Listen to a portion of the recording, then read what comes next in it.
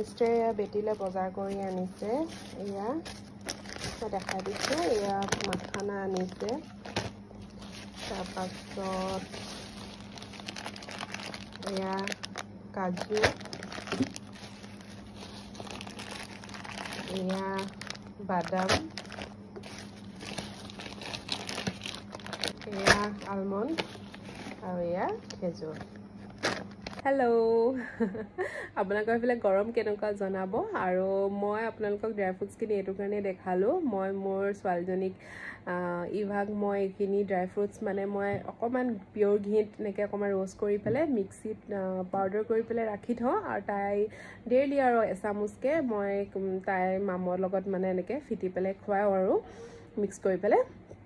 তো সেয়াই এতিয়া মোৰ বেটি 2 বছৰ হৈছে যিহেতু আপোনালোকৰ ঘৰতো যদি এনেকৈ সৰু ল'ৰা ছোৱালী থাকে তেতিয়াহ'লে এনেকৈ আপোনালোকে খুৱাব পাৰে যিহেতু তাই এতিয়া গোটাকৈ এনেকৈ খাবলৈ হোৱা নাই নাজানে যিহেতু এনে কেতিয়াবা কাজু 1-2টা মুখত দিওঁ তেনেকৈ খায় কিন্তু ভয়ো লাগে ডিঙিত লাগিব বুলি গোটাকৈ সেইটো কাৰণে দিয়া হোৱা নাই বাৰু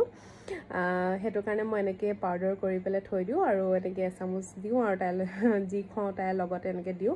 আৰু খেজুৰটো কেতিয়াবা মই ভাতৰ লগতো গাখীৰ দিওঁ লগতে খেজুৰ এটা এনেকৈ মিক্স কৰি এদিনত এটা খেজুৰ তাইক খুৱাবলৈ চেষ্টা কৰোঁ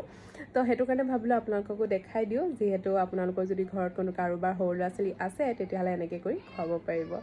আৰু আজি বহুত সঁচাকৈ সাংঘাতিক গৰম বহুত বেছি গৰম মানে থাকিব পৰা নাই